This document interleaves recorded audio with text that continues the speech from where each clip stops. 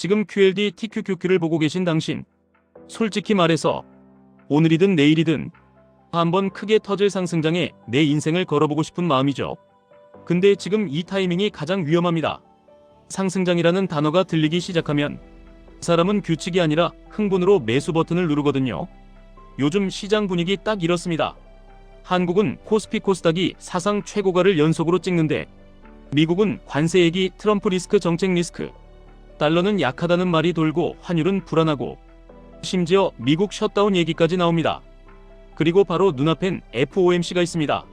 새벽에 결과 나오기 직전이면 시장은 원래 숨을 죽입니다. 월간은 파월이 무슨 말을 할지 그 한 문장으로 사람들 멘탈을 흔들어 버립니다. 근데 여기서 진짜 중요한 건 지금 눈앞의 흔들림이 아니라 달력에 박혀있는 큰 이벤트들입니다. 사람들은 뉴스에 반응하지만 돈은 일정에 반응합니다. 그리고 그 일정이 몰려있는 해가 바로 2026년이라는 주장들이 쏟아지고 있습니다. 오늘 제가 하고 싶은 얘기는 딱 하나입니다. 상승장이라는 단어에 취해 들어가면 상승장이 와도 당신은 못 먹습니다. 반대로 상승장을 준비하는 방식만 제대로 만들면 뉴스가 아무리 시끄러워도 당신 계좌는 흔들릴수록 단가가 좋아집니다. 첫 번째 큰 흐름, 정치가 만드는 돈의 파티, 미국 통화정책 전환 가능성입니다. 사람들이 착각하는 포인트가 있습니다. 금리를 0.25 내리냐 마냐가 아닙니다. 핵심은 사람입니다. 연준 의장 이슈가 커지는 순간부터 시장은 금리보다 더 큰 변화를 가격에 반영하기 시작합니다. 요즘 떠도는 얘기 중 하나가 이겁니다. 파월 임기가 2026년 5월 중순쯤 끝난다. 정확한 날짜까지 거론되기도 합니다. 그리고 트럼프 쪽에서 파월을 계속 압박한다. 심지어 연준 건물 공사 문제로 법무부 수사 얘기까지 돈다. 겉으로 보면 악재처럼 보이죠. 중앙은행 독립성 훼손, 외국인 투자자 이탈, 달러 불안, 이런 공포를 자극하기 딱 좋습니다. 그래서 1분기에는 시장이 출렁일 수 있습니다. 사람들은 이걸 핑계로 던집니다. 근데 돈은 반대로 생각합니다. 트럼프가 왜 그렇게 금리를 건드리고 싶어 할까? 답은 단순합니다. 경기를 띄우고 싶어서입니다. 금리를 내리고 유동성을 풀고 그 유동성이 주식시장으로 흘러가게 만들고 싶어서입니다. 이런 장면이 역사에 없었냐? 있었습니다. 닉슨이 재선을 앞두고 연준에 압박을 넣었던 시절 얘기가 자주 언급됩니다. 그때 물가는 나중에 문제였을지 몰라도 당장의 주식시장은 폭등을 보여줬다는 식으로 말이 나옵니다. 여기서 결론은 이겁니다. 파월이 바뀌든 파월이 눌려서 방향을 틀든 하반기로 갈수록 금리 인하 기대가 커지는 순간이 올 수 있다. 그래서 상반기 흔들림은 하반기 유동성 파티로 가는 스프링일 수 있다. 스프링은 누를수록 더 튑니다. 바로 이 논리로 사람들이 2026년 상승장 이야기를 붙입니다. 근데 여기서 QLD TQQQ가 왜 등장하느냐? 유동성 기대가 커지면 제일 먼저 튀는 건 성장주입니다. 성장주의 중심은 나스닥이고, 그래서 나스닥 100을 추종하는 QLD, 나스닥 100을 3배로 추종하는 TQQQ가 이 테마에서 항상 맨 앞줄에 서게 됩니다. 다만 여기서부터가 진짜 실전입니다. 유동성 파티를 믿고 몰빵하면 당신 계좌는 파티장 입구에서 쫓겨납니다. 레버리지는 방향만 맞추는 게임이 아닙니다. 흔들림을 견디는 구조를 만드는 게임입니다. 그래서 저는 이렇게 말합니다. QLD는 엔진, TQQQ는 부스터. 엔진을 먼저 만들고 부스터는 조건이 맞을 때만 켜야 합니다. 두 번째 큰 흐름, 중간선거 이후의 계절성입니다. 2026년 11월 초에 미국 중간선거가 있다는 얘기, 그리고 중간선거 직후 1년은 주식시장이 잘 올랐다는 통계, 심지어 1950년부터 분석했더니 중간선거 직후 1년 동안 S&P 500이 내려간 적이 거의 없었다는 식의 말, 평균 수익률이 다른 해보다 높았다는 리포트 얘기까지 같이 붙습니다. 왜 이런 현상이 나오냐? 시장은 불확실성을 싫어합니다. 선거 전에는 누가 이길지 모르니 기업이 투자 미루고 정치권이 말폭탄 던지고 변동성만 커집니다. 근데 선거가 끝나면 결과가 확정됩니다. 여당이든 야당이든 결과가 확정되었다는 사실 하나로 시장에는 안도감이 들어옵니다. 이 얘기를 QLD TQQQ에 어떻게 쓰느냐? 선거 전 흔들림을 공포로 보면 도망치게 되고, 선거 전 흔들림을 할인으로 보면 모으게 됩니다. 레버리지는 할인 구간에서 모아야 합니다. 안도 랠리 시작한 다음에 따라붙으면 변동성 한 번에 흔들려서 평단만 높이고 끝납니다. 여기서 어떤 사람들이 또 한 방 더 붙입니다. 감세 정책 같은 법안이 선거를 앞두고 힘을 받을 수 있다. 정치권은 표가 필요하니 경기 부양을 외칠 수밖에 없다. 그래서 상반기 흔들림이 박앤세일이 될 수 있다. 이런 흐름이 같이 돌아갑니다. 세 번째 큰 흐름, AI가 만드는 진짜 실적 장세입니다. AI 거품이냐 아니냐? 이 얘기는 지겹도록 나옵니다. 근데 핵심 질문은 하나입니다. 신기하냐가 아니라 돈이 찍히냐입니다. 여기서 본문이 말하는 포인트가 좋습니다. 닷컴 뽑을 때 장비를 사던 주체는 적자 벤처가 많았습니다. 돈이 없으니 빚내서 사고 망했습니다. 근데 지금 GPU 사고 데이터 센터 짓는 주체는 누구냐? 현금을 가장 많이 버는 기업들입니다. 마이크로소프트, 구글, 아마존 같은 곳입니다. 이들은 빚내서 하는 게 아니라 자기 돈으로 때려 넣습니다. 투자 증가율이 줄어도 절대 금액 자체가 여전히 큽니다. 그리고 2026년을 이렇게 정의합니다. AI가 신기한 단계가 아니라 비용을 줄이고 마진을 올려서 실적 숫자로 증명하는 해. 그래서 실적이 찍히는 기업은 주가가 한 번 더 레벨업할 수 있다. 여기서 QLD, TQQQ가 다시 연결됩니다. 나스닥 빅테크는 결국 생산성 혁명으로 마진을 뽑는 기업들입니다. 마진이 올라가고 실적이 찍히면 밸류에이션은 다시 확장됩니다. 그 확장의 가속 페달이 QLD, 그 확장의 터보가 TQQQ입니다. 그리고 본문이 던지는 다음 키워드가 있습니다. 전기입니다. 데이터 센터 하나가 도시 하나급 전기를 먹는다. 전기가 모자라면 AI도 멈춘다. 그래서 전력회사, 원자력 관련 기업, 이쪽이 주목받는다는 논리입니다. 비스트라 에너지, 컨스텔레이션 에너지, 이런 이름들이 같이 붙습니다. 여기서 당신이 해야 할 액션은 딱 하나입니다. AI라고 하면 소프트웨어만 보지 마십시오. 전기, 전력망, 변압기, 이런 현실 자본 지출의 목을 보십시오. 그 목으로 돈이 모이면 빅테크 실적 장세는 더 오래 갈 수 있습니다. 이제 한국 파트로 넘어갑니다. 한국에는 미국보다 날짜가 더 확실한 호재가 있다는 주장들이 붙습니다. 코리아 디스카운트 해소, 밸류업, 세제 혜택. 본문에서 이렇게 말합니다. 한국 기업들은 돈을 잘 버는데 주가가 싼 이유? 주주환원이 약했기 때문이다. 오너 입장에서는 주가가 올라봐야 상속세 부담이 커질 수 있다. 그래서 굳이 올릴 이유가 없었다. 그런데 2026년 1월 1일부터 판이 바뀌었다고 말합니다.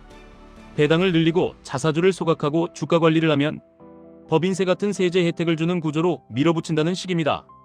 그리고 일본 사례를 들이댑니다. 일본도 만년 저평가였는데 거래소가 기업들 압박하고 정책으로 밀어붙이니 외국인 자금이 크게 들어오고 지수가 신고가를 뚫었다. 그러니 한국도 초입일 수 있다. 외국인이 저 PBR, 금융주, 자동차 같은 쪽을 슬금슬금 담는 조짐이 보인다. 이건 단기 테마가 아니라 수급 변화일 수 있다. 이런 결론으로 갑니다. 그래서 한국에서는 어떤 섹터를 찍냐? 밸류업의 핵심은 주주환원. 대표적으로 은행주, 보험주, 자동차주, 현대차, 기아 같은 이름이 자주 거론됩니다. 다섯 번째 키워드, 2026년 6월 운명의 시간. 여기서 두 이벤트가 겹친다고 말합니다. MSCI 선진국 지수 관련 이슈, 그리고 한국 지방선거. MSCI는 큰 손들의 기준표 같은 거다. 한국은 신흥국에 묶여있어 선진국 자금이 잘 안 들어온다. 그래서 정부가 외환시장 거래 시간을 새벽 2시까지 늘리고 공매도 시스템을 손보고 제도 개선을 한다는 식으로 얘기가 나옵니다. 만약 6월에 관찰 대상국이 되면 기대감만으로도 선취매가 들어올 수 있다. 발표 전부터 기대감으로 오른 사례가 있다. 그래서 4월에서 6월 사이 대형주로 돈이 쏠릴 수 있다. 삼성전자, 현대차 같은 대형주가 언급됩니다. 그리고 같은 6월 초 한국 지방선거가 있다고 하면서 선거 전에는 지역개발 공약이 쏟아질 거다. 공항철도 산업단지, 요즘은 AI가 핫하니 원전 데이터 센터 같은 말도 나올 수 있다. 과거 패턴을 보면 선거 3개월 전부터 건설 시멘트 지역 기반 기업들이 시장보다 더 움직이는 경우가 있었다. 그래서 2분기부터 이런 정책 수혜주가 꿈틀거릴 수 있다. 이 흐름을 붙입니다. 여섯 번째 키워드, 부동산에서 주식시장으로 머니무브. 본문은 이렇게 말합니다. 부동산은 조이고 주식은 풀어준다. 가계부채가 많으니 대출은 조이고 부동산 세제는 조심시키고 반면 ISA 같은 주식 관련 혜택은 늘린다. 세금 이슈도 시장 친화적으로 간다. 그러면서 부동산 말고 주식으로 오라고 신호를 준다.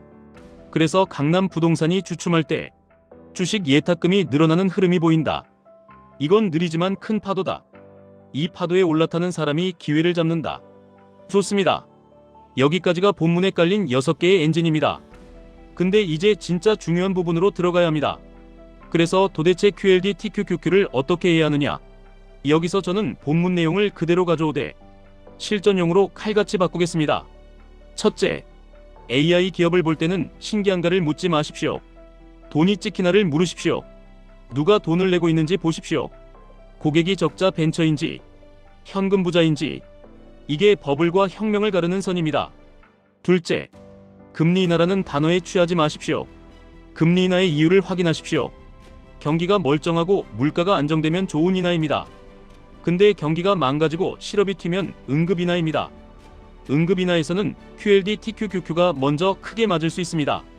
셋째, 정치 뉴스는 소음과 신호를 구분하십시오. 선거철에는 과격한 발언이 쏟아집니다. 기업 잡겠다. 세금 왕창 걷겠다. 이런 말들이 나옵니다. 근데 진짜 중요한 건 통과 가능성입니다. 법으로 갈 가능성이 있는지, 표 얻으려고 지르는 소리인지, 이걸 구분해야 합니다. 넷째, 리스크 포인트를 매달 체크하십시오. 본문이 말하는 가장 큰 위험, 인플레이션의 역습입니다.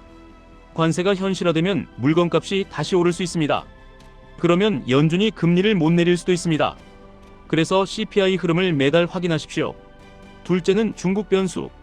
중국이 풀다가 실패하면 한국 수출이 맞을 수 있습니다. 성공하면 호재가 될 수 있습니다. 그래서 중국 지표도 같이 보십시오. 자, 이제 여기서부터 제가 QLD TQQQ 실전 운영을 아주 구체적으로 받겠습니다. 상승장 이야기가 돌아도 당신은 절대 한 방에 들어가면 안 됩니다. 저는 매수를 3칸으로 나눕니다. 기본 탄약, 확장 탄약, 비상 탄약. 기본 탄약은 QLD로 갑니다. 확장 탄약은 QLD 위주로 가되 조건이 맞으면 TQQQ를 조금 섞습니다. 비상 탄약은 시장이 진짜 공포일 때만 TQQQ를 부스터로 씁니다. 기준 차트는 QQQ입니다. QLD TQQQ만 보고 매매하면 멘탈이 먼저 터집니다. QQQ를 보고 QQQ가 흔들릴 때만 레버리지를 분할로 눌러 담습니다. 구체적 룰은 이겁니다. QQQ가 단기 추세선 근처로 내려오면 1차 매수, 더 밀리면 2차 매수, 패닉이 오면 3차 매수, 그리고 반등이 시작되면 매수 속도는 줄입니다.